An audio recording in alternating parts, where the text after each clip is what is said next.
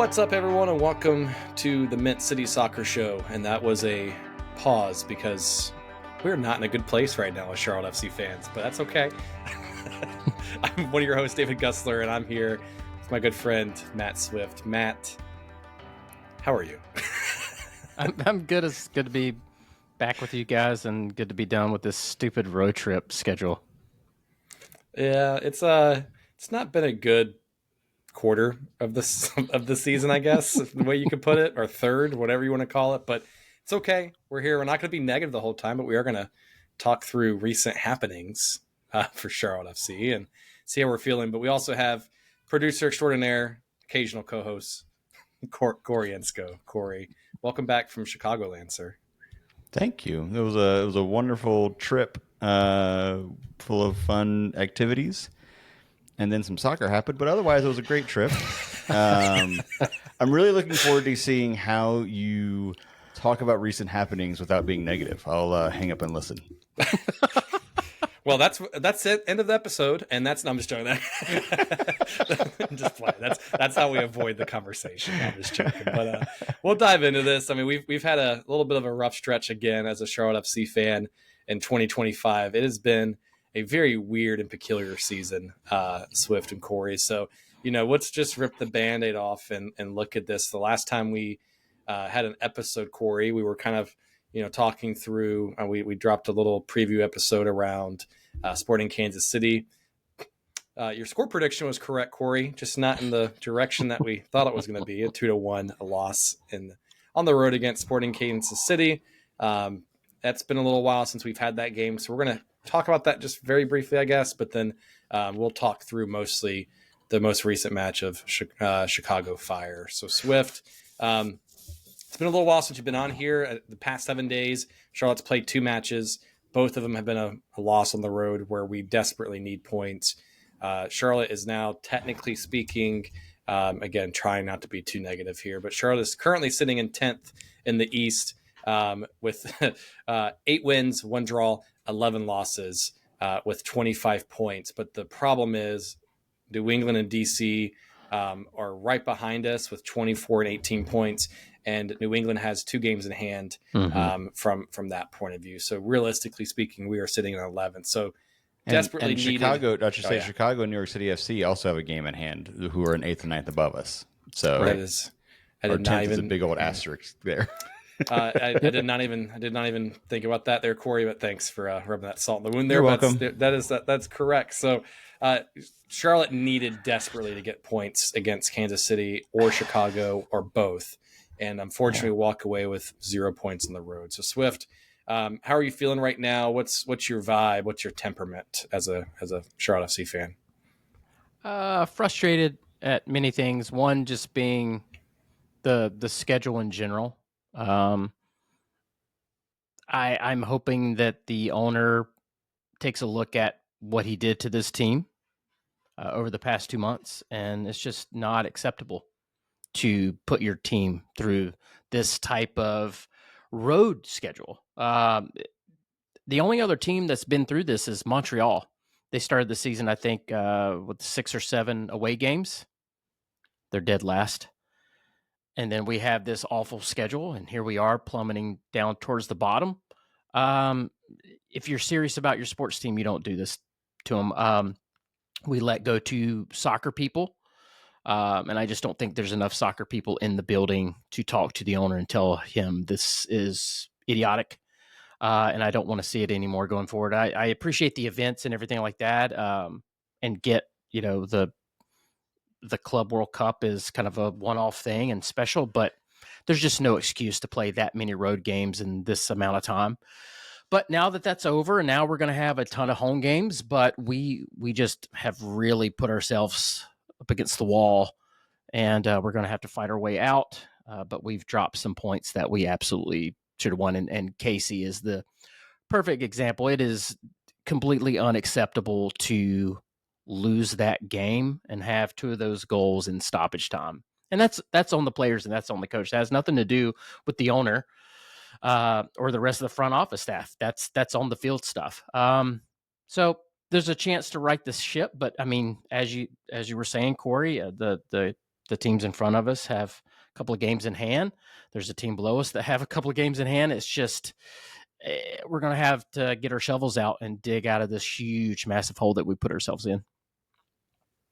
Yeah, unless you lived under a rock the past, I had to scroll back. Since April, we've had 10 away games in that stretch. And that's not including Open Cup or other matches there where we had to play on the road, but 9 to 10 9 to 10 away matches.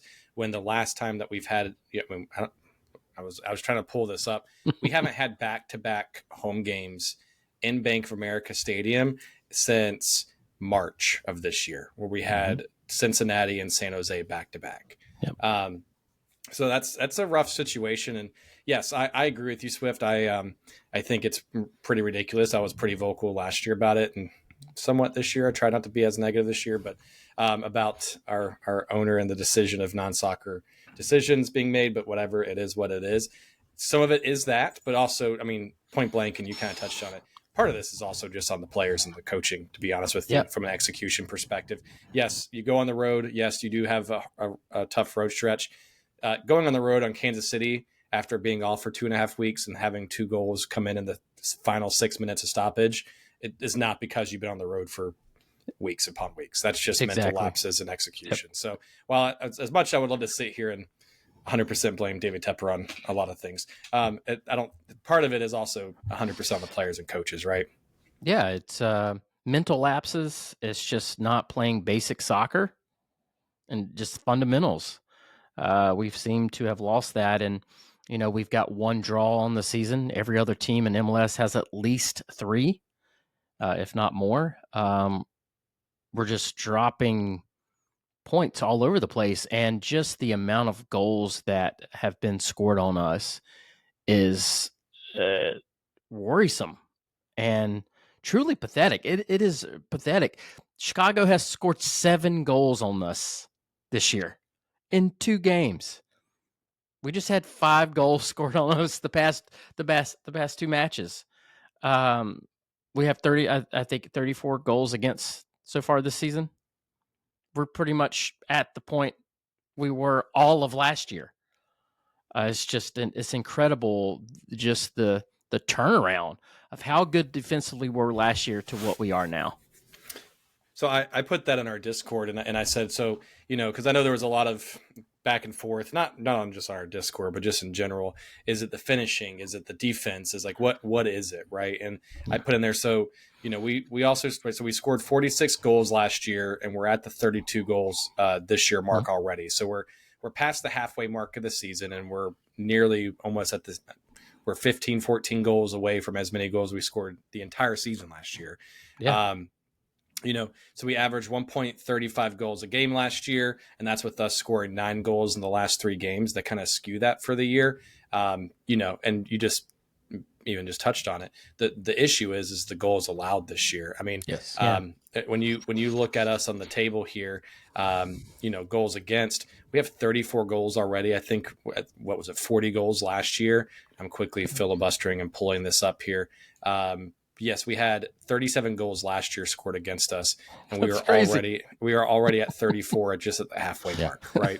So that's the issue, and I want to kind of talk about that. I know we can talk about Chicago a little bit here, but what's the issue defensively? Because if you look at, and I'll use Chicago or even Kansas City as an example, you have Privet Malanda, same center back pairing as we had the past 2.5 years, right? So realistically speaking, tenured group, MLS experience, really, really solid last year, almost really good last year, right? Left back, Tim Ream's been on international duty on the Gold Cup the past few weeks. So you had Suleiman Doumbia starting at left back, got hurt in the first few minutes of Chicago. And then you had Marshall Ruddy playing right back against Kansas City, and then had to switch a little bit in Chicago, which we'll talk about in a little bit. But what I know there's been conversations about systems and expectations. What do you think is the difference this year defensively versus last year? I think you guys know my answer already. I think I've said this quite a bit. It's just our fullbacks. I think that's a big difference. You had Nathan Byrne go out, right? And I think we're kind of starting to see just how important he was to this team. Because I think he gives you some veteran experience back there. He also was really good about knowing when to go and when to stay. He also had the speed to cover. So he goes out, and then our left back, Dumbia gets hurt. So now we're down kind of another fullback. So now your starting fullbacks are Ruddy and Scardina. And I'm not trying to be mean, and I really don't mean to be, but Scardina is not I'm sorry, not a starter, should not be on the first team. And so, and Ruddy too, to be determined on him. I've seen people talk about like, oh, he's able to get up the field. He has his speed. He's got an assist and everything like that. I don't care if he ever passes midfield. I want him to play defense. I think he gets caught out of position too much. I think Scardina, same thing. And I've said this before, like when your fullbacks get out of position, that puts a lot more pressure on your center backs and the two center mids because they have to cover that space and you start seeing all these gaps. So I think there's that at play. And then I just think like Malanda and Privet are just for some reason not clicking like they were. And I don't know if it has to do with some of the stuff that's going on around them, but and Kalina too. Like what is going on? Kalina, former goalkeeper of the year, just not where he has been. And then we love Privet. We've all talked about Privet. I think Privet may need to take a rest because you can't consistently play that poorly and stay on the field. I love him and like I want him to stay, but man, you can't be doing this. It's just too much, too many mistakes. I was wondering if you were going to get to the part that the center backs have played in this as well, because I do agree with you. You've convinced me over the weeks that the fullbacks are more of an issue than I maybe initially thought. So I'm with you there.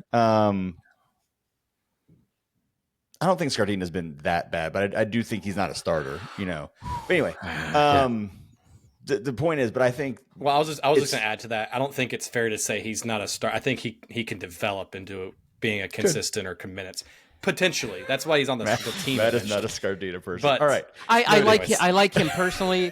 Sure, I know. He's playing out of position. Let's just say that too. He's playing out of position. Just what I've seen. Whew. I'm gonna throw some stats here after this, Corey, about both of those. So I was gonna say the center back struggles, I think, go beyond what position they're being put in by the fullbacks. Like I think some of the things we're seeing, Privet especially, but even Malanda sometimes do, and then also Kalina do, have nothing to do with being put in bad positions by the fullbacks. They're not playing up to the same level they were either. So I do think the root issue is the burn injury and having to shuffle around those left back and right back positions with injuries. And that's kind of caused some chaos. And maybe that eventually did lead to whatever communication issues are happening in the middle three. But something is also messed up there. Like it's not just the fullbacks, but seeing, some of the stuff where Privet has not played well, Malanda and Kalina not communicating. Like, I don't know what's going on with that unit. Kalina just not, I don't expect him to be goalkeeper of the year every year, but he's just dropped level so much down. Yeah, exactly. And David, I know you have like a stat you want to say, but there's something else we ran a different kind of system in the midfield last year, right? And we kind of saw that in the second half against Chicago, right? Where we moved Pep out wide and then we had kind of more of that defensive look in the midfield, right? And that's kind of what we ran last year. And I'm wondering, because we're so open and have more of an attack going forward. I mean, look at your wingers. You got Wilf and you got Abada. That doesn't scream defense at all, right? So I think there's just more pressure. And then when you don't have a Nathan Byrne or you don't have a Tim Ream out there kind of cleaning up a little bit of the mess and I think it's a perfect storm of what we got. Sure. Well, and some of these stats may support your feeling on this, Swift, because looking at this, I had not looked at this until the show. But if you had to guess, I'll use Marshall Ruddy as an example. Very high in terms of comparing himself against other fullbacks in the league, et cetera, the last 365 days. 92nd percentile in pass completion, progressive carries, 95th percentile, likes to move up, likes to be in possession, does decent with that stuff. He is in the bottom 5% in the league in clearances, aerials 1. He is in the bottom 15% in tackles per game, bottom 24% interceptions, and he's about the 50th percentile in blocks. So for someone to be a defensive fullback and you're in the bottom 10% of basically 4 out of your 5 main categories, it's not great. And so, and then going back to the Nick Scardina, 98th percentile in pass completion, 85th percentile in passes attempted, progressive carries, like 70th percentile, successful carry on 70th percentile. He's a little bit better in terms of clearances and blocks, 66th percentile in clearances and 80th percentile in blocks. But they are both in the bottom 10% in tackles and interceptions. So I think that's also putting a lot of pressure on those center backs, to your point, Corey. Like something's off there on that. But that's an interesting thought there too, Swift, because if you think about our wingers last year, who was our starting wingers each game for the most part? Well, we had Vargas, right? And I think we moved Pep out wide, and that was the back quarter of the year. You had, Abada kind of starting at times, and you had Cambridge come in and a few other subs coming in. Yeah. But like Wilf is not someone that was going to scream, I'm going to come back and win a ball. Or, I mean, I think you saw it, one of the goals that kind of happened where he had a bad pass and Ruddy was up the field and kind of out of position there against Chicago. Yeah. But, Abada doesn't scream defense for me. He's 5'5", whatever, and 120 pounds soaking wet. So, I think it's putting a lot of focus on this and I guess pressure. But like, if you're Dean Smith, why wouldn't you just like, I don't want to say play more conservatively, but like, why wouldn't you? In this string of games, if you see something's not working like this, why wouldn't you just go, hey guys, maybe not push up so much, maybe play a little bit more flat and a little bit more conservative versus aggressive. Great question, David. I was gonna say, for those on the audio part of the show. And look, I like Dean Smith, but I'm getting a little tired of the choices, the decisions, and some of the stuff he's saying in press conferences. It's a really good question, David. I have no damn idea.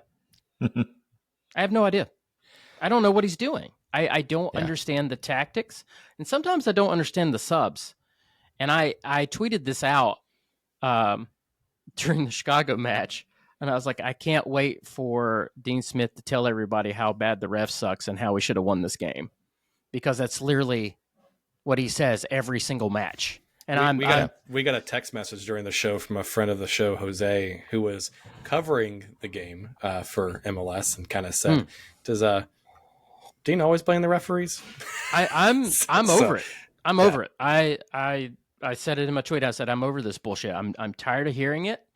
It is time for Dean to say more of, this is on me. This is on the team. We have played horrible. Okay, you think we should have won these games? Guess what? You didn't win a single damn one of them. Yeah. So after like 7 or 8 games, you can't be like, oh man, I think we should have won that one too. Like, well, I think we're getting to that point, because I think Dean finally said something in this press conference after Chicago, compared to even Sporting Kansas City and other games before that. He typically would not be the one to throw players on the bus or make criticism of the play on the field. Yes, he would criticize the refs, but he wouldn't make anything. And Ashley Westwood, after Kansas City, I know, Corey, we talked about it, came out and like said, hey, like, this is not acceptable, the way that we played, blah, blah, blah, blah, blah. So the players were calling each other out in that space, right? Yeah. But then Dean wouldn't do that. But then this past game, he even said finally in a press conference, like, yeah, I've got 2 center backs that I used to be able to trust, but I can't trust that they're not going to make mistakes and stupid plays right now, right? Yeah. Boy, it only took Chicago.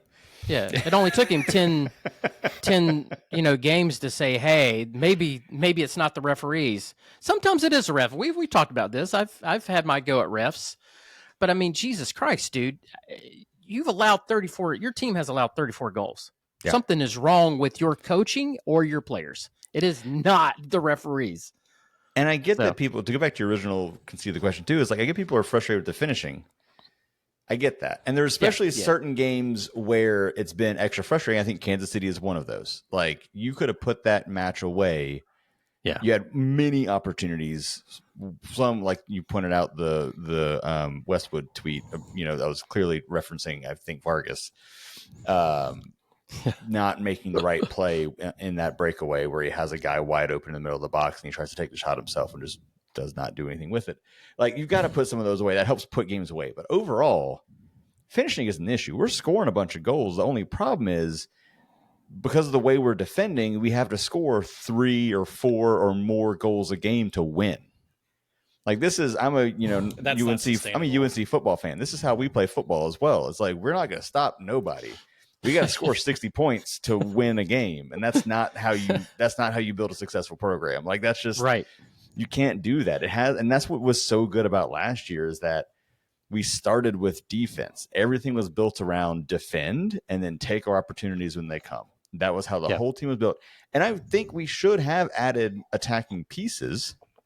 We definitely needed certain players in roles, but I don't think the system necessarily should have changed to where we went all of a sudden to a more attacking team. Like, bring on more attacking talent, but still build the base around that defending and being hard to score against. But then when you get those opportunities, you have better attacking players to put more of those chances away or to create more of those chances when they come. Like, that's where I think when you're talking about kind of some of the decisions that I'm so confused by, is like, yeah, you can talk about the lineup being more attack minded. I get that. But at the same time, we could be playing in a more defensive way to, again, have that same foundation we had last year to build off of. And then you're only allowing, it only takes a goal or 2 to win a match. You don't have to score 3 and 4 like we do right now. So yeah, I get why people, they get mad when they see Vargas sky it over the bar or Abada miss pretty good chances. Like, I get that that's frustrating, but like, that's not the real problem here. But I guess, like, if you look on paper, and I guess the last 2 weeks, you can't really count because Pat and Ream are out on Gold Cup. But if you would put Pat and Ream back in at the back half of the year last year, it's the exact same starting 11 minus Nathan Bird. It is the exact same. Like, you've got Ashley Westwood, Pep Biel. Wilfred Zaha has been added, but that's on paper should be an upgrade. So there's 2 people that aren't starting the same positions as they were last year, but yet somehow we're letting in almost twice as many goals in the same same form. But it's like, I don't get it, because you're trying to run the same attacking system with 2 people on the field that cannot pull that off. And I'm sorry, Doumbia too. I didn't see anything for me to put my thumbs up and be like, man, good signing. And now he's just hurt all the time. So you have fullbacks that can't pull off. And he's the top 10 player paid on the roster this year, too, by the way. Sorry. That's a whole different conversation I was going to bring up. That's okay. Yeah. So, I mean, you have personnel on the field that can't pull off what we've been able to do before because of injuries and everything else. I mean, we've gone, I think it's 13 games in all competitions without a clean sheet. So, and the thing is, like, I see everybody talking about missed chances, and to your point, Corey, like, totally get it, because that's super frustrating. And if you could put games away, then you don't have to worry about it. True, but defense wins championships. Yeah, it always has, always will. And it's just, we can't stop anybody. How do you let Kansas City score twice in stoppage time? That is mental. That is coaching and nothing else. So I'm frustrated with this coach. I've seen some people like, this is not Dean's fault. And I'm like, and it always goes back to Zoran and everything. I'm like, Zoran can't get out there and play. David Tepper can't get out there and play. These players are not prepared well. They're running a system that is not working, and we keep doing it. And we keep losing. Yeah. So I just don't understand it. 2 things. It feels like about 5 years ago at this point, but we did beat Toronto 2-0 on May 31st. So we had a clean sheet. I think we have one. Okay, yeah. So we had some in April. Yeah, and then we had one. We did have. Oh, okay, yeah, I see what you're saying. But it's Toronto. Does that really count though? Like Nah, they I'll just take it. cut Insigne and Before that, it's been a Bernardeschi. while. I agree with your point largely. It's been one clean sheet in a long time, but we did have that one in May, so it hadn't been that long since we had one. But I agree with your point. I wonder if, and I mean, we've had him on the show. I like Zoran. I think he's doing a good job for the most part. But like, do you start when we were talking about the blame game? Does that start to come in when one injury implodes an entire team because we don't have anybody on the roster to come in and fill that spot? And we had fullbacks on the team. Yes. Who we let go in various ways. That's the one thing that I'd like to get more information on, because everybody knows that I liked Uranen, right? I thought he was perfectly fine. Why did we let him go? I don't know. We bring in Tim Ream to play center back. That doesn't really match well at the beginning, so we move him out wide. Then Yeri leaves. Then we loan out Yao Pedro. Then we let Jalen Lindsay go, and then now here we are with Scardini and Ruddy. And I'm sorry, that's just not acceptable. It's not good enough. And I'm sure they've been scouting these players, but I feel like Doumbia and Ruddy were also like, we need a warm body. We need a warm body to put out here. Yeah, and then, is it the best? And that always, warm always body the best keeps getting hurt, and I don't think I played all that. I don't know. I'm on the fence about Doumbia, but it doesn't matter because he's been hurt twice now, and that's unfortunate and that sucks. But yeah, something's got to give. I ran into Zorn yesterday was it yesterday? It was yesterday. The club.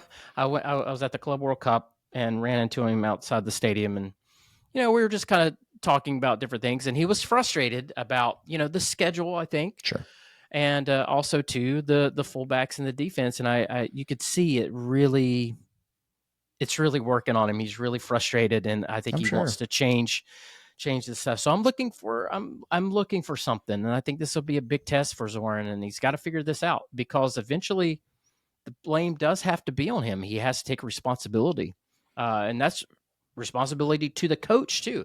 He's got to start getting on the coach. He's got to get everything back on track here. I want to believe in Dean and trust what he's doing, but just I don't know. I just don't understand a few things. So not to go down this blame game conversation, and because I think it's a mix of everything. I think it's part of Corey's fault, or Corey's point. Where it's definitely my fault. It's definitely Corey's fault. I still have not seen a road win with this team. So anytime I travel, I'm sorry in advance.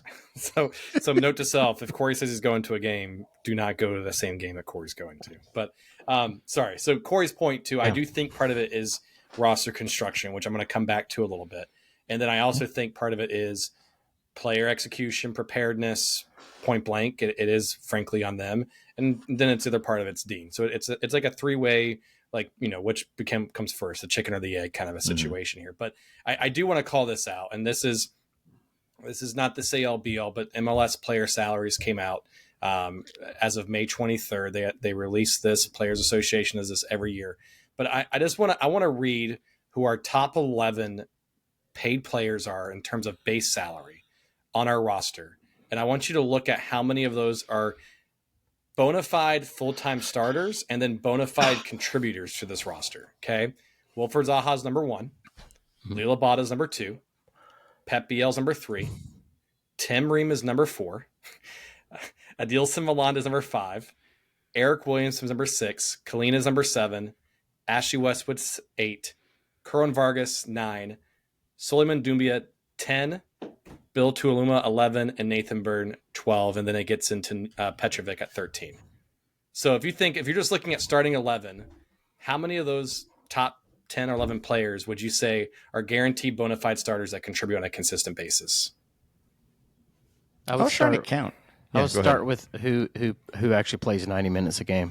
Wow, that's a whole different. Yeah, that's a different question. Yes, it is. But like to me, and I guess going back to like construction, like roster construction, which I do think part of this falls on Zoran and his team a little bit, is you have Tim Ream being a top 4 paid player who is not like, I love Tim Ream, right? Jersey on the wall right now with the Ream on the back. You should not have a fifth highest paid player on the roster that you can't figure out, is he a left back or a center back, or is he a starter, not a starter every week. That's not a good sign. Your sixth highest paid player in Eric Williamson, is he a consistent starter, bona fide starter, contributor? That's an issue, right? Yeah. You've got Bill Tuiluma, who is still a top 11 paid player on this roster that cannot find minutes except for U.S. Open Cup. Nathan Byrne is hurt. Petrovic cannot find minutes on this field. I just named off 5 out of the 11 or 5 out of the 13 players that are highest paid on this roster who do not get consistent minutes or who are not consistent contributors. And that's just frankly part of the roster construction. Now, I'm not saying that alleviates Dean, and because some of these guys could still contribute in MLS, but they're not cutting it this year for us. And I think that's a major problem because that kind of handcuffs Zora on what he can do. I don't know. Sorry, I didn't mean to go on a tangent there, but what's your thoughts on that? No, it's good. We've talked about Abada, and again, is he ever going to go 90 minutes? I mean, I just don't get it. This is very telling, and I think this is very telling. I think the Chicago game is very telling altogether. You are down 3-0, so your go-to move is to pull off one of your highest played attacking players to put on Gianni to fortify the midfield. Now, we play better. I do want to say Chicago's up 3-0, so they're not going to play the same way as they did the first half, but it's very telling that, one, you didn't get the game plan, I guess, right. And then your first move is to pull off one of your highest played attacking players who cannot seem to go 90 minutes. That just kind of tells me a lot right there, just in itself. I turned off the TV at halftime. We were down 3-0. I turned it off, and then as soon as I did, we started scoring. So I just left it off just for, because I'm a little stitious. But I went back and watched it later. But I'm furious at the whole thing, and I think Williamson's another example of come on, man, come on. Yeah, if we want to get into the Gianni thing in Chicago, I was at the match. We talked about this already. So halftime, went and got a drink and talking to people, and wasn't really paying attention to what was happening until match was getting ready to start. I came back to my seat, so I didn't hear any announcements or wasn't looking at my phone to know what any subs were. So I'm sitting down and I'm looking. I'm like, oh, Gianni's on. I wonder who he came on for. I'm looking around. I'm like, no way, no freaking way. That we put I seriously looked at the roster for a solid 2 minutes to make sure. Surely I'm wrong. Surely Abada's out here somewhere. I just can't see him. And I'm like, no, that's what we did. Okay, that's a choice. That's a real choice. And then the only other thing I'll add, my wife who came with me, who's a very big fan, loves going to the matches, but does not consider herself a soccer expert at all. And we were watching the match, and especially this is when we were starting to get back into it, and it had 1 or 2 goals. And every time the ball went to Gianni, she was like, any momentum we just had just dies whenever he gets the ball. And I'm like, yeah, it really, really does. There was 2 moments where he broke some ankles there last night, or the other night, though. Yeah. I will say that was probably his best game that he's had for us this year. Yeah. But he is not someone that you would think I'm going to put him on to create more attack for us. Right. Well, I'm not saying he has some bad moments, but it's when you're looking at, you need to come back, you need to have attacking-minded players. You're going to take your second highest paid player in DP off the field. And there were just so many minutes. instances where I feel like we were making a push forward, and then Gianni get it, wouldn't have us back to the goal, and be looking around who can I just do a little dink pass back to? And he didn't have that same, I don't know. That was at least my perspective in the stand. It felt like he was not really contributing to the attack in the way that I would want someone to come in when we're trying to come back from a 3-goal deficit to do. Well, my problem is, again, why didn't Dean start the game that way? So he didn't get the tactics right at the beginning. He didn't scout Chicago good enough. And then it's just, how silly is it that you're down 3 goals and you're forced to take off one of your highest played attacking players that Bada's not good enough or can't go long enough to get you what you need with the team that's out there. And to me, that's just very, very telling to me. So on that note, and not to jump from Chicago a little bit here, but I guess because summer window picks up in what, 3 weeks ish, 2.5, 3 weeks. You know, Zoran's already probably booking planes and tickets to London and having, you know, ready to get very little sleep over the next few weeks. But would you blow this up in the summer window to the best of your ability then? So like, would you sit here and try to offload an Abada? Would you try to offload? I know we'll talk about Pat in a little bit, but like selling Pat, would you try to pick up more fullbacks? Like what would you do in this summer window? Because you got to try something different, because what you have right now on the field is just not working to the way that you thought it would be. I think what I would do, you got to fix your defense full stop, right? So you got to get fullbacks. Luckily, Marshall Ruddy is on loan. Scardini can be dropped to Crown Legacy, I think. Rosters are weird, but I think you gotta fix that. So I think you got to go out and spend some money on some defense. Pat looks like that's going to be a done deal. He's going to be moving on, which kills me.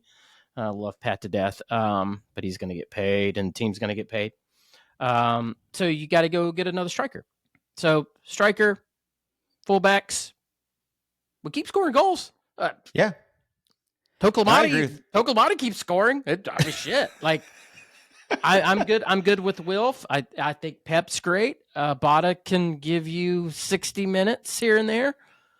So like, but I would later on. I think you got to get rid of Abada at this point, unless we got a whole second half of the season. Maybe he turns it around. But like, I just think for the money, you got to start thinking about offloading him. And then I just don't know who we're going to be able to sell him to get the money back. Well, or at least not make him a DP. Yeah, I don't know. Sorry, again, roster rule stuff I don't understand enough. But like, if there's any way to get him to not be at that level, which is probably impossible, but like, you would have to spend a lot of money in that to get him down. I'd be fine keeping Abada if he wasn't a DP. Like the problem is the amount of money that he's getting paid and the level he's at. He's not performing to that level. Yeah, you may have to take a hit on Abada, but you're kind of making that up with the Pat sale. I mean, think about it. Yeah. You're getting $7-8 million off a super draft pick. So which is incredible. It's absolutely insane. And it's kind of the way back in the day when we were talking about how we're going to do this and how we should do this. Pat's the example that we all kind of talked about, like, bring them in young, get a couple years out of them and make them awesome. And then we sell them for a boatload of cash and then rinse and repeat. Kind of like a Miguel Almiron, but Pat's situation is even more crazy and unique and awesome. I'm going to be sad that he's leaving, but yeah, to your point, David, I don't know who's going to buy him for what we paid for him. Yeah. So you may have to kind of eat some money there, but you can make that up, I think, with the Pat sale and maybe some other things. But yeah, back to the original question, I think you got to get the fullbacks right. You have some options at center back. You have Bill. You have Tim. Yeah. And for me, I'm having a conversation with Melanda and Privet. I'm like, look, guys, this shit is not cutting it. Somebody or both of y'all are going to sit for a little bit. Watch the game from the sidelines and see if this is something that you really want to do, because enough is enough. Yeah. And I love both Melanda and Privet, and it pains me so much to see this happening and say this, but if I'm being real and I'm being a coach, you cannot allow this to keep going the way it is. Yeah, I'm with you. I feel like we're far from the blowing it up stage, really. I mean, I do think the Abada move is something that's going to need to be made long term. He's not right in that role. But I don't think we need to do anything crazy in this window. I think we need the fullbacks. We need that defensive personnel there to bolster that and fix that and whatever that looks like. And I do think, I mean, could we play with Toklamati as our main striker? I mean, we could. He's scoring goals, but I don't like that. Like, I would really like to have someone else, even if it's just kind of a fill-in for half a season situation, someone else up top. But yeah, I mean, we've seen, I mean, I don't want to, this run of games has been horrendous, and I'm not excusing what that has been, but like, we've seen what this team can be. Sure. And we know what has some of the things that have led to kind of being where they are now. So like, I don't think it's a broken team. as a whole, I think we have broken pieces that we need to address now, and we can get back to where this team was playing at the beginning of the season. And there's still, I mean, it's still a lot of season left. It really is. We're going to have a lot of home matches. So I wouldn't want to do anything drastic to what we have, but I think we got to address the major issues, and that is the defense. Yeah, I do like that we have a lot of home games now. I think we only have like 4 or 5 away games the rest of the season. Because even think back to the beginning of the season, it's not like we had a ton of home games in the beginning of the season either. Right. Like it was pretty spaced out. We only had the one back-to-back moment there. So like we've got a lot of home matches coming up. Yeah. I think if fix the defense with personnel, but also too, I think Dean's got to play a little more pragmatic and a little more behind the ball, and direct these players like defense first. I think we play defense first. I don't care for winning games 1-0. I don't care if we get some draws that are 0-0, especially on the road. Like defense, man, that's all I really want to see. I think the chances and the scoring will come regardless, but I don't know. Yeah, I was pulling it up, and so we have, if you look at the rest of the stadium, Ixnay, the Leagues Cup matches. But if you're looking at the rest of the games, we have 9 home games to go. I mean, in the month of July, it's like the opposite of what our last stretch was. We have a lot of games in July. So you have Orlando on July 5th at home, NYCFC at home on the 12th, DC United at home on the 16th. We do go on the road to Atlanta on the 19th, 3 days later. We come back, we play on the 26th against Toronto at home. On the 31st, well, that's a Leagues Cup game. So, I mean, still technically, Leagues Cup is still a game that we have to play. But we've got 1, 2, 3, 4, 5, 6 games in the month of July alone. 5 of them are league play, and 4 of those 5 are at home. Yeah. So we could be sitting here on July 31st, guys, and saying, wow, what did Dean do differently? Nick Scardini is the future at right back. I'm still.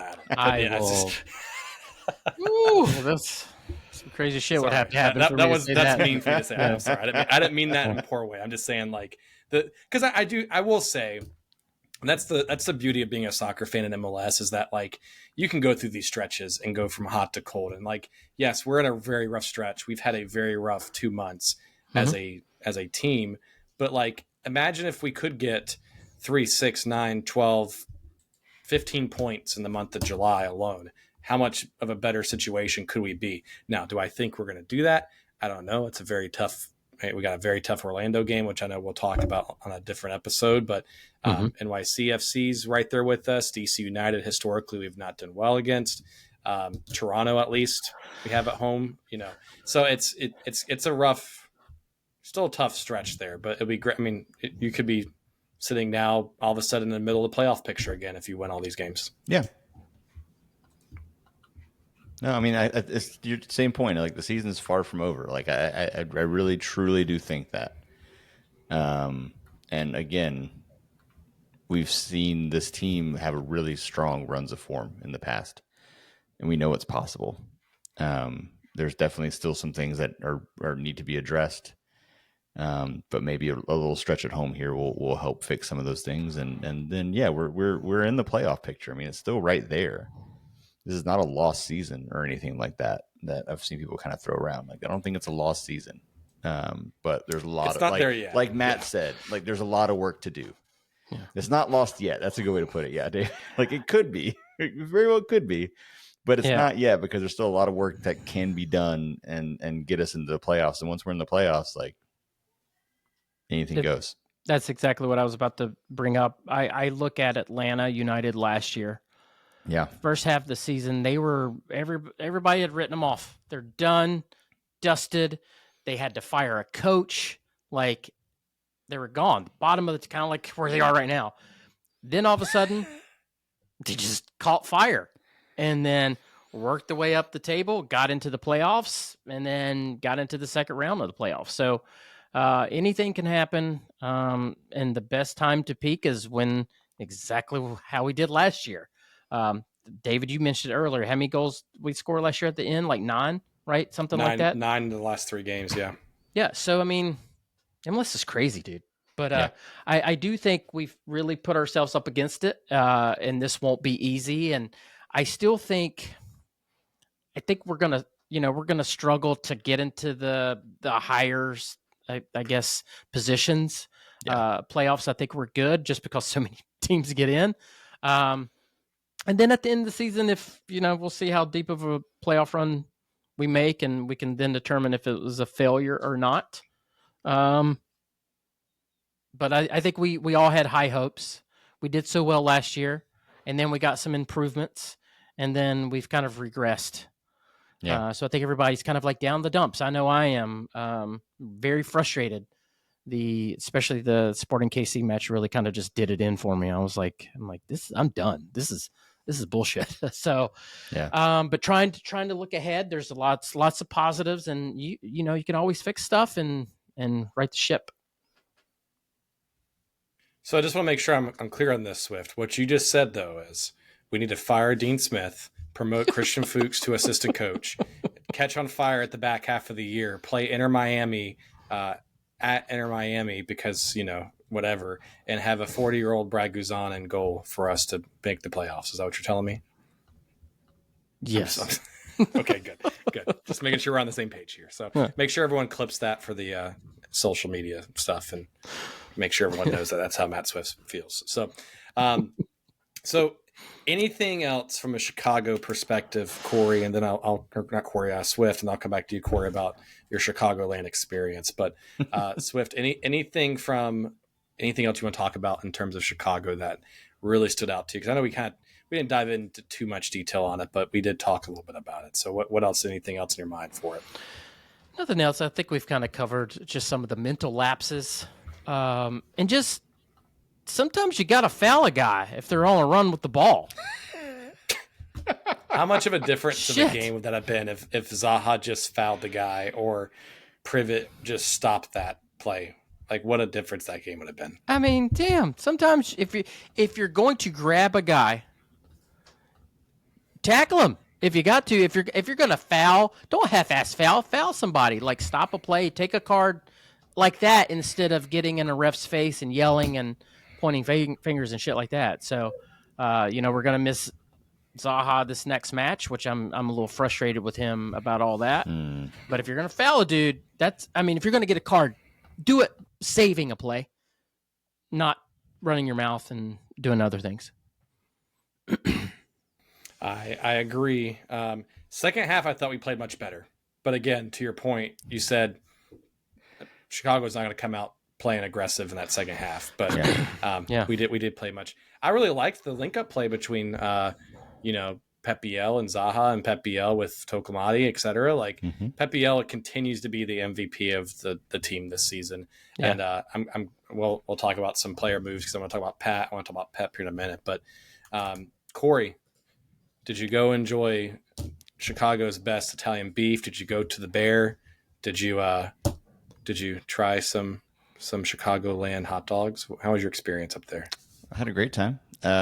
We have some friends who live up there, so they took us around. Had some delicious sausages from Gene's Sausage Shop. That's really hard to say. Sausage Shop. Sure. Saw some jazz organ at the Green Mill, old school jazz club in Chicago. Got delicious Taiwanese noodles from Mignoli. Spent Saturday out on a boat on Lake Michigan, just tooling around, enjoying the beautiful weather. On Sunday, we went to the top of Sears Tower, had a delicious burger at Au Cheval. Then we came home. So that was pretty much the whole weekend. Dang, that sounds pretty awesome, dude. Dude, I no wonder the game was like. I don't remember the priority Z. I don't remember the soccer. It was that was gone now. No, I will say, credit to the traveling fans. We had a ton of fans there. I mean, I should have counted the actual number of sections, but it was like we had 4, I want to guess, sections filled pretty much with Charlotte FC fans, which was a lot of fun. They were loud. Credit to some of the supporters group leaders who made a point to lead the chants and cheers and all that, some songs and things like that. We had a really good group that was as into it as you can be when you go down 3-0 in the first half. But it was a really good group, and I'm always impressed, and even other people say this too, by how this team travels. And I know we all get the free tickets and but no one has to take them. Like, it's still an investment to like pay for the plane tickets and pay for the hotels and go through the process of actually doing this. And so the fact that we travel this way, because again, I've said this a million times, I sit near the away supporters when they come to Bank of America Stadium, and no one, with rare exceptions, comes even close to what I've seen us travel with to places like Montreal and Chicago. Yeah. Like, it's crazy. So like, hats off to the people who make a point to come out and see the match and do all that and invest the time and the money, and the players show their appreciation, which I think is a good thing too. So, because it's huge to have that. Because I mean, I went back and watched it some today to see if you could hear us cheering for the goals, and it was quite loud on the replay I was watching. So it had a good group. So yeah, I mean, I wish the actual product in the field was more worth cheering for. It was in the second half. We got pretty excited there in the second half, but otherwise, just credit to all the people who come out, except for the people who had the seats beside me, because whoever that was sold their tickets to some family in Michigan who is for Chicago fans. Who I should say, they weren't really Chicago fans. They would have cheered for Chicago, but they didn't know anything about soccer. They didn't know that they were sitting in the Charlotte supporter section until they rolled up and was like, wait, are you all Charlotte fans? And we're like, yeah. And then they proceeded to ask me like 90 questions about soccer and how it works. Oh, no. And then the guy, sorry, I'm just going to tell this whole story. I don't know who this was, so I don't know who I'm outing. I hope they listen and they I mean, hear they're that not I know listening to this. the show. It's fine. They told the husband of this couple that sat beside me from Michigan, who are Chicago people, that he needed to take a lot of pictures. He's like, I don't know why she told me I needed to take pictures. I had to take pictures. I was like, yeah, because she has to prove that she used her tickets at the match. So you have to take pictures to prove that. He goes, oh, okay. So you're just sitting there taking pictures of everything around the whole entire match. So that was an experience. So whoever you are, maybe just don't get tickets next time, or use them, one or the other. Sorry, just had to. That was a weird experience. But otherwise, all the Charlotte fans, and again, it was a ton of us, and we were loud, and people were singing and cheering. Because I know not everybody who travels is a supporters group member either, right? Because any season goer can go. So it was cool to see when the supporters leaders would start a chant or a song, everybody would join in. Like, we would get it going. So it's kind of cool to see and have that experience with everybody there. Yeah, it was a good time. Just wish we had a better thing to cheer for 90 minutes. So, did you go to the winner circle, Corey? No, I didn't do that. They throw insults at you? Okay. No. All right. That's okay. It's not my vibe. Swift's making some looks. Just search Wiener Circle, Yeah. Conan O'Brien, Swift, and you'll find out. So, I don't want to get insulted. And yeah, that's what I'm saying. Like, I don't get the appeal of this. I don't. Just fun. Give me some. Like, especially after my team lost. Right. I went to a place and got delicious sausages and didn't get yelled at, and it was an amazing experience. So I'm good. Is it like Dick's? Is it like Dick's down at the beach? No, these are just like. Just Google it. You'll be okay. Yeah, I'll check it out. They just yell insults at you the whole time. So don't. If you're soft, don't go there. It's fine. So if you're soft, don't go there. I think that was that's the slogan. Dang. That's the slogan across the window. So no, I'm just joking. All right, so let's talk two things here real quick before we kind of do our little preview episode in a little bit. But the first thing I want to talk about is one is a confirmed player news, one is a rumored player news. So I want to talk about the confirmed one first. So this was released on June 30th. So officially, Charlotte FC extends the Pep Biel loan through the end of 2025 season. And I'm going to read this very first sentence here that they put in the official press release. Biel's loan becomes permanent if certain performance metrics are met. Curious what those performance metrics are, but neither here or there, just curious.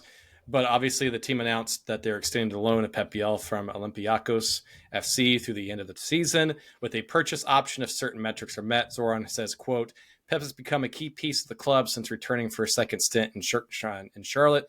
And you can see the player that we saw when we first brought him come alive as he becomes more comfortable within our club and the league. We want to continue to see Pep thrive at our club. which is why we felt it was crucial to keep him through the end of the season and potentially for the foreseeable future. So they put on here that BL has tallied 8 goals, 11 assists in 30 league matches games since arriving in Charlotte of August 15th of last year. He produced 6 goals and 8 assists in 19 matches during the 2025 regular season, which is on pace to beat his best single season performance, which was 21-22, where he tallied 18 goals and 15 assists for FC Copenhagen and 16 goal contributions in the Danish First League. So how are you feeling about Pep BL being extended with potential option to buy? So Corey's giving the thumbs up. Corey is a big fan. He loves Pep BL. Swift, how are you? What are your thoughts? Good. Let's keep him. Yeah, please. Please. I just want the metrics to be, can you play 60 plus minutes? Can you play longer than that? Sold. I would love if man. the metrics are something he already accomplished, you know? Yeah. I wonder if it is like minutes and appearances. Yeah. Because I don't know it would be goals or assists or maybe goal contributions. I figured it was minutes or appearances or something. Yeah. Yeah. I'm good, man. I've been impressed. I like him. I think he likes it here. I think he's fit in really well. He's not a player that talks a lot. He's not a player that throws himself on the ground. He just kind of does his thing, and he's been great. So I'm super pumped to have him. I hope we keep him. Yeah. I would have been furious had they not extended him. Like, could you imagine what we would have been talking about in 3 weeks if his loan just ended and it's like, all right, see ya, Pep. I mean, it's one thing if the team recalls him and have a place for him, like that's out of our control a little bit. But if for some reason we didn't figure out a way to keep him, if we could, furious, because he is the key to that, especially the attack. But I think like he's the key to that thing. He's probably he's clearly one of the best players on the field. Some games the best player on the field. Yeah, he's our Carlos Heel. We finally have that kind of type player, and you can move him around the field too. But that's fine. Well, I don't want him to be that player, like exactly. But I'm saying, like, I know what we were talking kidding. for 2 years. We're like, we need a number 10. We need someone that's skillful, that can create something from nothing, that can create assists, that can score. He is that type of player for us. So it's funny. When you said that, I had an aha moment. We've asked for that, right? So we got it, and then we've asked for like a winger that could do dynamic things. We got that. So we got all the pieces that we've been clamoring for. I'm like, man, I really wish we'd score more goals. We got that. And then all of a sudden, like, our defense just sucks. Like, Kalina's not playing well. Our two, like, stalwarts, like, Malanda and Privet just not there. Like, it's just, it beats all I've ever seen. Like, we've got all the things that I guess the fan base has kind of asked for, right? We got a big name player. We got our number 10. And we moved on some folks that people were ready to move on. It's just for some reason, man, when we got one, the other just falters. So it's it's a balancing act. Yep.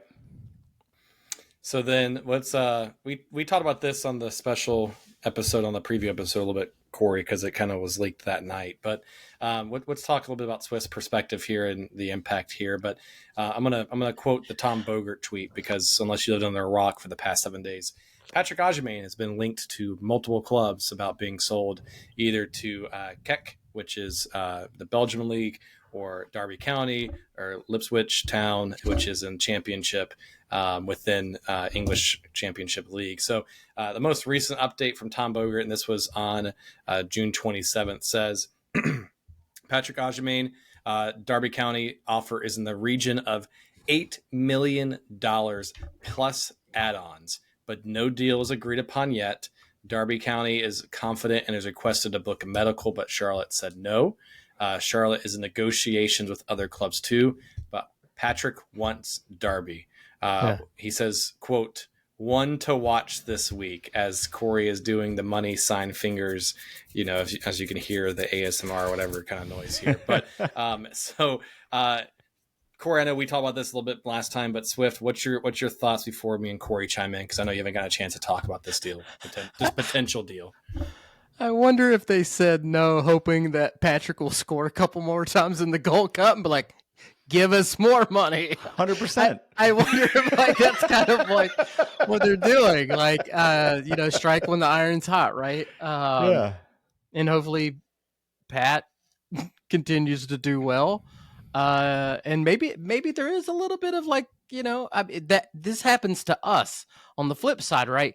Now we have an item that someone wants, and we can kind of be like, I mean, how much do you really want him? Look what he's doing in the Gold Cup. If he scores a couple more goals, I mean that goes up maybe $1 million or $2 million more.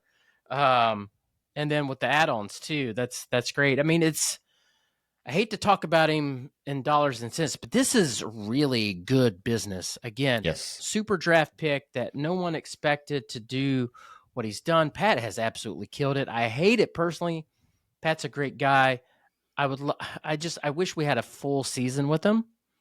But I will say, nothing is done, nothing's signed, and we all know things can fall apart. We all know things can happen. So it's not done until it's done. But man, it's a lot of money. It's a lot of money. But the big thing for me, if this is a success or not, what do we do with that money when we get it? Yep.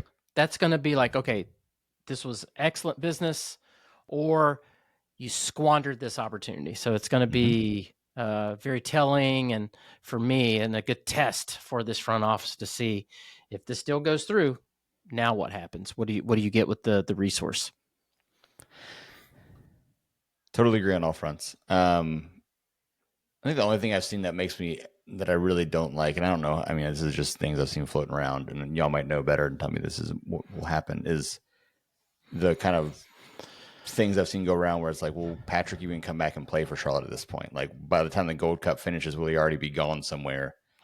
That's all I'm hoping, is that he does come, like, because I want to have an actual, like, I want to be able to kind of send off. Right? Yeah. Like, we'll never know exactly what his last game is going to be, but like, we all know he's probably leaving. Like, I want him to play in front of a Bank of America crowd, us realizing that this time is limited, and have that, like, sub him off early one match or something like that and be able to cheer him off. So when I just saw that floating around on social media or something like that, I have no clue kind of, I mean, because the window doesn't open still for a few more weeks. I assume he'll be back at least for a few matches. You can sell him even if the window's not open. That's you can always sell, you just can't buy.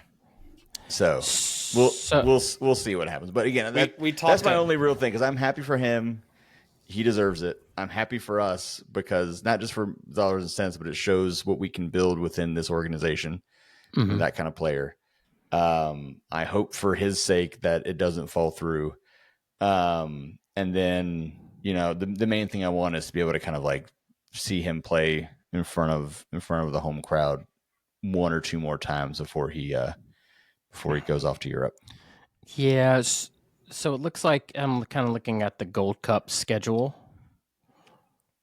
I think the next game is what, Sunday? Wednesday night's next game.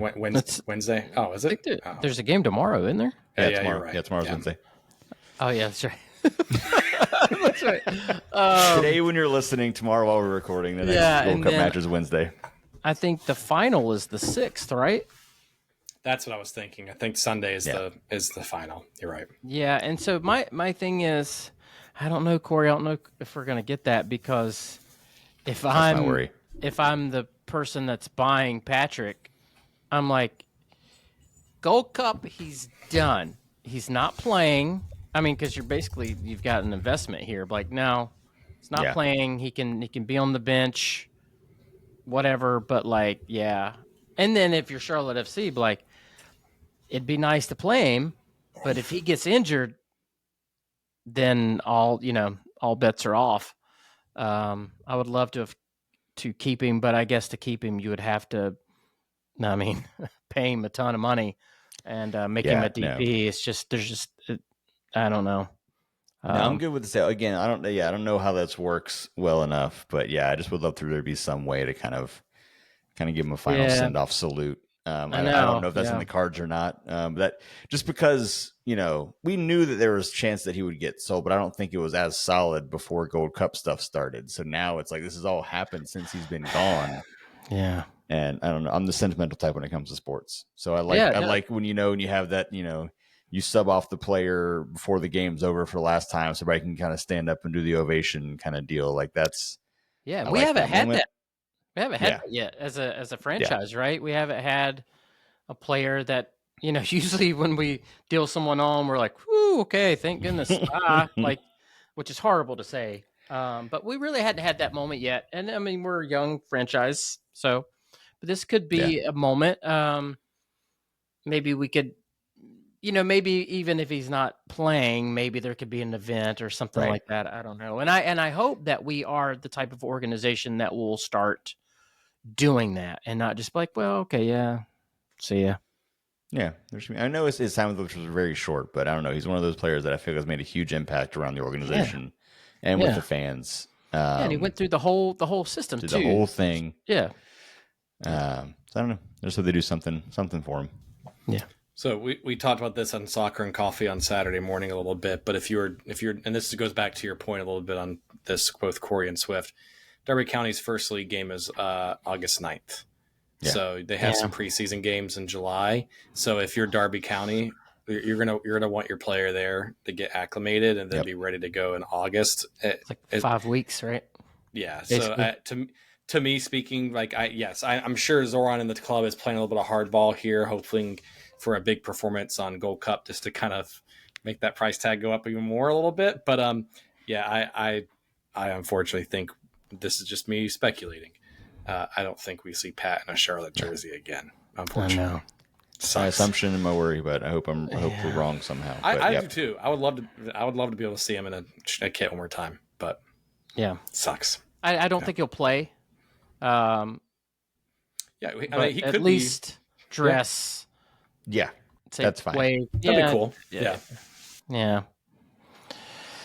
Sucks. Awesome. Well, so those are the two kind of player news that's been linked over the past 7 days. One official, one speculation / leaked sources, etc. But before we switch over to the Secret Show podcast preview episode, spectacular extravaganza, whatever you want to call it, anything else you want to You're talk giving about? a peek behind the curtain that we're doing. We're transitioning to that.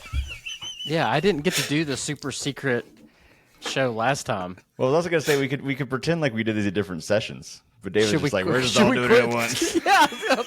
Yeah. When you saw it the first time, I was like, "Are we supposed to say it?" It's like you're not supposed to talk about Fight Club. I'm sorry. Oh, I will say I'm glad we're plugging it because it is something we just wanted to plug it. That's all. Yeah, we've talked about the Discord a bunch. So we the Patreon. So you can join the Patreon for a couple bucks. It gives you access to the Discord, and what we just tried was it last week? Was last week the first one? It was. We started doing little special preview episodes. So we tried that out last week, had a little fun with it. So that's what we're going to plan to continue. You can only get access to the Secret Show if you know how to get to it, which is in our Discord.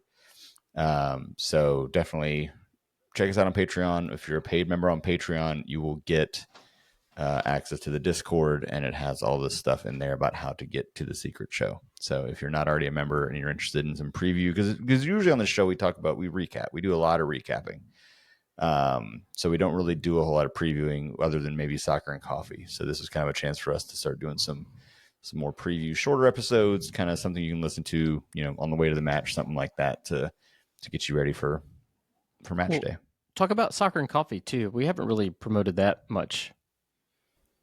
Yeah. Well, that's on Saturday mornings before games. So that's in our Discord. So this was, the reason why we did that episode and this secret episode, whatever, is just to get people some more preview stuff if they can't attend Soccer and Coffee, because that's a live kind of conversation on Saturday mornings. And so this is just another avenue for someone to hear some of the things we talk about on Saturday mornings, just not live. So I was just trying to do a quick plug for it. That's all I was doing. So and we're definitely not recording it right after we stop this one.